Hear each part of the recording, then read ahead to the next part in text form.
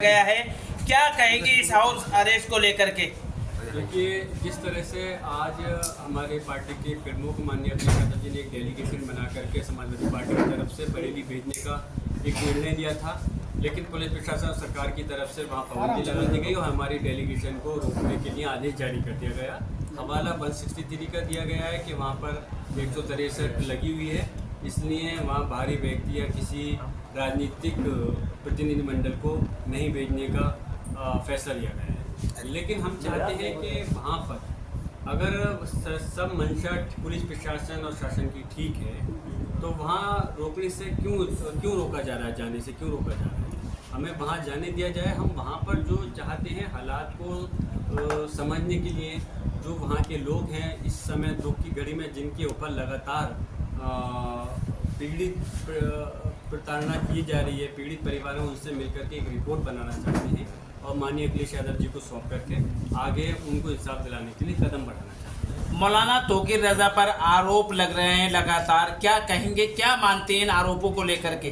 देखिए, माननीय मौलाना तौकीर रजा साहब के साथ साथ हमारे 81 लोगों को जेल में वहाँ पर डाला गया है और 10 मुकदमे दर्ज किए गए हैं टोटल, जो कि गलत है। और हम यही कहते हैं कि इस प्रकार से कार्रवाई करना, पुलिस प्रशासन ने ये कहा, मेरी बात का मतलब ये नहीं है कि मैं ये कह रहा हूँ कि इस प्रदेश में और देश में कानून तोड़ने की आज़ादी है, कतई नहीं। कानून जो भी तोड़े यकीनन उसको सज़ा के लिए एक व्यवस्था है, उसके तहत दी जाती है।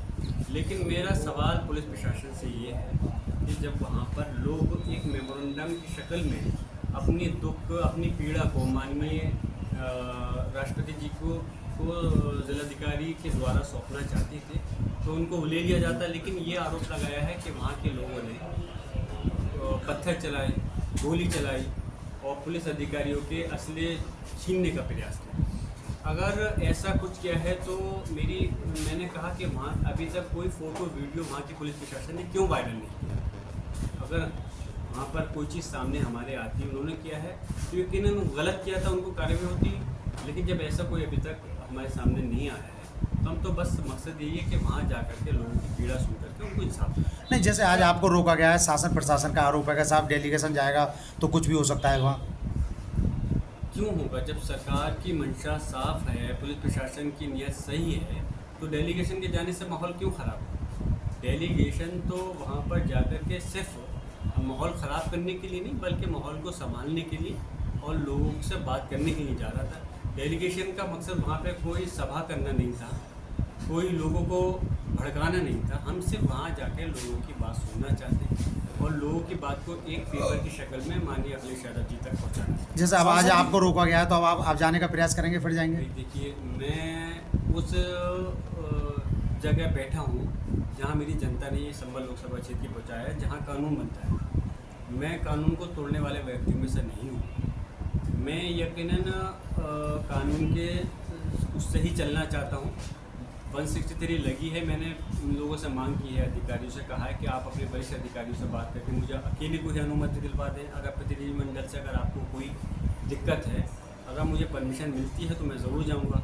और आज अगर हमें अनुमति नहीं दी जाती तो फिर जब 163 वहाँ से हटेगी तो तब पार्टी की तरफ से हम डेलीगेशन की शक्ल में फिर जाके लोगों के बीच में उनकी पीड़ा को सुना। सांसद जी, राया बुजुर्ग की मस्जिद का मामला था, मस्जिद कमेटी कोर्ट गई थी, प्रशासन ने 4 दिन में मस्जिद हटाने का निर्देश दिया है, 2 दिन बाकी हैं। क्या कहेंगे? वहाँ पर याचिका तो खारिज हो गई है, अब क्या करेंगे?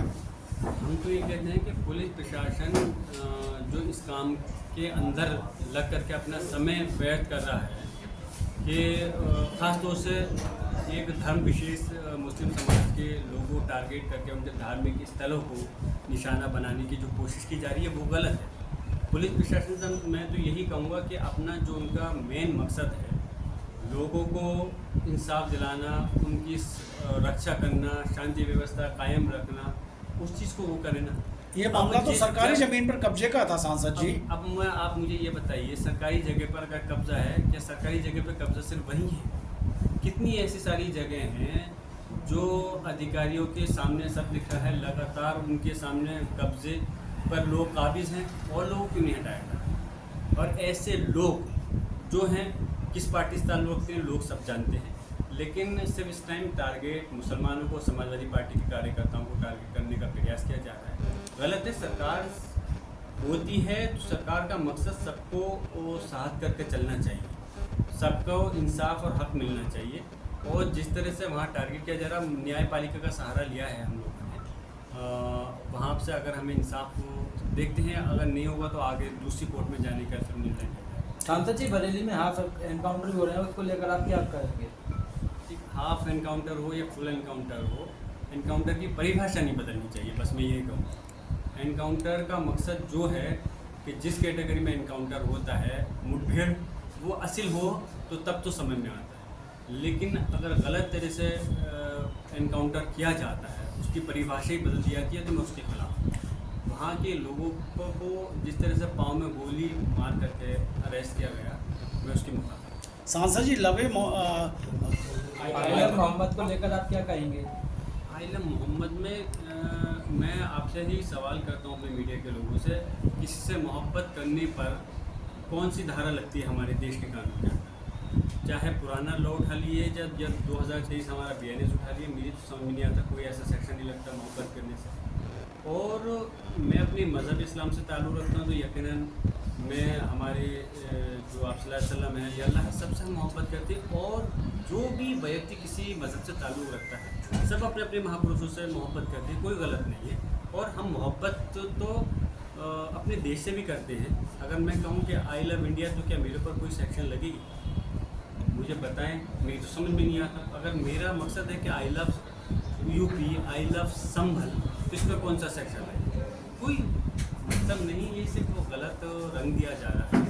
हम इस प्रदेश और देश के विकास को चाहते हैं, हम चाहते हैं इसमें सब सारे धर्म के लोग मिलकर के रहें, शांति व्यवस्था कायम रहे, कानून और संविधान लागू होना चाहिए, लेकिन विशेष टारगेट करके समुदाय को या पार्टी को काम नहीं होना चाहिए। ठीक सर।